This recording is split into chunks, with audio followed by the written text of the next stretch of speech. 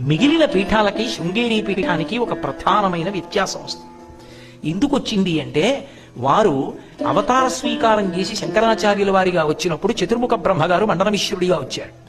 సాక్షాత్ సరస్వతి శారద అమ్మవారు సరసవాణిగా వచ్చింది, బ్రహ్మగారి ఇల్లాలుగా మండనమిశ్రుడి భార్యగా వచ్చింది. వచ్చినప్పుడు మండనమిశ్రుడు కర్మసిద్ధాంతాన్ని నమ్మాడు.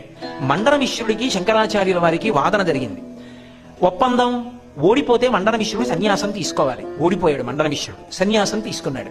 నా భర్త సన్యాసం తీసుకున్నాక ఇక్కడ నేనెందుకు, నేను వెళ్ళిపోతాను సత్యలోకానికని సరస్వతీదేవి వెళ్ళిపోతాను. వెంటనే శంకరాచార్యుల వారు వనదుర్గ మంత్రాలు జరిగాయి. అటువంటి వనదుర్గ మంత్రాలతో కట్టారు శంకరాచార్యుల వారు. కదలలేకపోయింది సరస్వతీదేవి. ఎందుకు కట్టావని అడిగింది. అది శంకర భగవత్పాదులు ఈ జాతికి చేసిన గొప్ప ఉపకారం. ఈ దేశానికి సరస్వతీ కటాక్షం లేకపోవడం అన్నది ఎన్నడూ రాకూడదు.